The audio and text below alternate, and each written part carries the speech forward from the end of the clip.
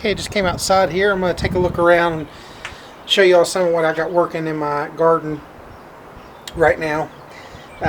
We're just starting to get started on a lot of this, so there's still a lot of cleanup to do.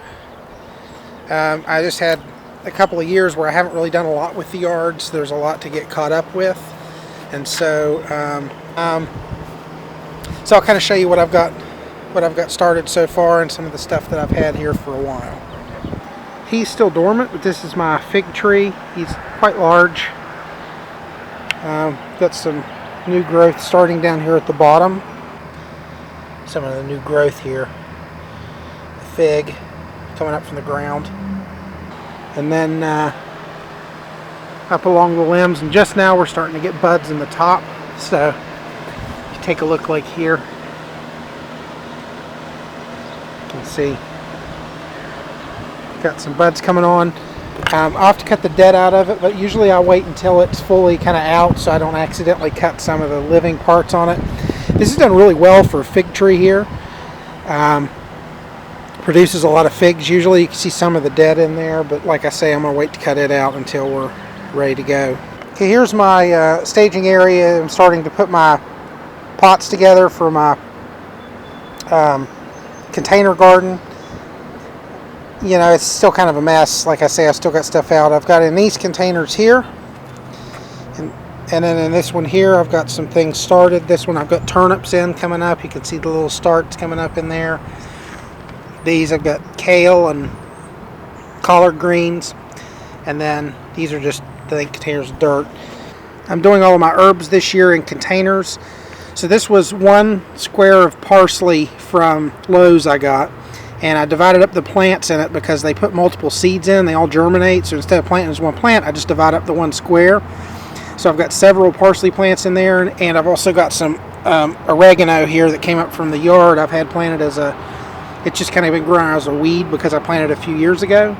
So I just put some of it in a pot too. And it's really like invasive. It'll take over, so it won't take much. Here's another one of my little herb gardens. This is thyme. It's a garden sage, and I've got some Thai basil. I wanted some regular sweet basil, but they were out, and I didn't really want to stay there a whole lot because of the quarantine thing, and I didn't want to go in and didn't really want to touch a lot, so I just kind of grabbed what they had. So again, both of these came from 1 square in the Thai basil plant, and I've got some more started up on the porch as well. From one had 3 plants in it, so I just divided them up and put them in 3 different pots. Here's my first bed I've started to do. And it goes all the way up through where the fig tree is. We'll walk up through there, but these larger kind of green plants here are collard greens, and then I intermix flowers with them. I've got some onion sets planted in there as well. Collard greens are great. They are prolific once they start producing. In this zone, they'll produce clear up through November sometimes. See, I've got several more there. Plant a rose bush in the back there. That's new. It's a spirea plant. I changed the ISO so you can see it a little bit better. There's the spirea plant. It's just a flowering plant. It's not a vegetable plant or anything like that. And then in here I've got this Russian mulberry, and it produces tons of mulberries. You can make jams and jellies out of mulberry. My favorite jelly is actually mulberry jelly, but typically now where I've got kids, I just use it as kind of an area for them to graze in, so they come out and we'll just pick berries and eat them when they're out. And underneath there is kind of like a cool little fort. I've still got to clean it up. Mulberry tree, and then opposite the mulberry tree, like I say, my yard's kind of a disaster right now, but there's some earth I'm kind of turning with a shovel. I'm going to turn this into a bed too. Like I say, it used to be a bed, but I haven't been doing the gardening a whole lot for the last few years, and stuck a shovel in it, turned it, chopped it up. I'm still working on that. I'll do a little bit of that later.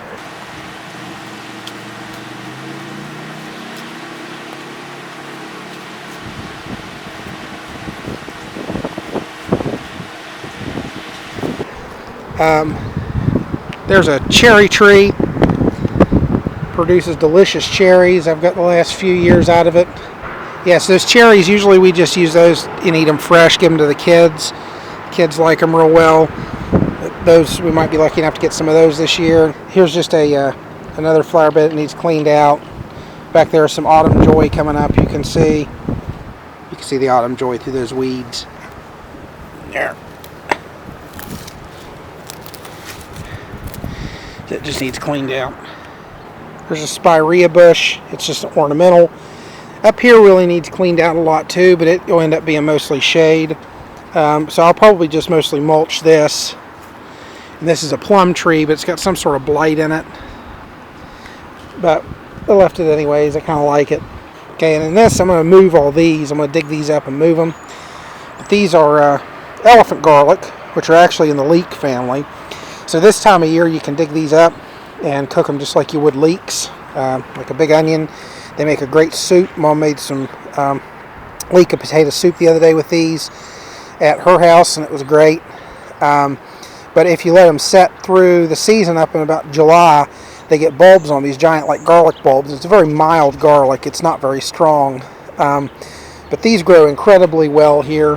But I'm going to dig most of these or all these up because they're in the middle of the yard now. This all used to be garden bed in the middle, but since we've had kids, I've kind of let it go to yards. They've got an area to play. There's their swing set and stuff. So I'm going to move a bunch of these and give some of them to Mom and that sort of thing.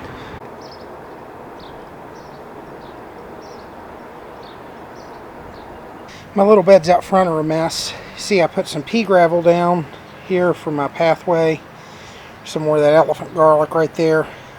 Back here is the first bed, and the only thing I did there was put some mulch and some newspaper down. And then if you come over here and look, I've started over in this bed, putting newspaper and mulch down. I'll finish that over the next couple of days. One of the things that I do in my flower beds is I put down really thick newspaper or cardboard underneath my mulch. It breaks out of the soil over the years, so it's not like that black covering where you got to every year pull it up or clean it or whatever. It's biodegradable, so it just feeds into the soil. And one of the great benefits, though, is that it's free.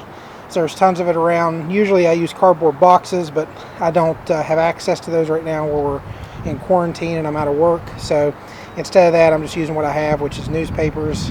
So what I'll do is lay down a thick covering of the newspapers and then just put the mulch on top of it real thick. And it keeps weeds away, and I'll go around plants with it. But whenever you want to plant something, all you can do is poke a hole in it with a stick and then plant it down through there. It's not a big deal.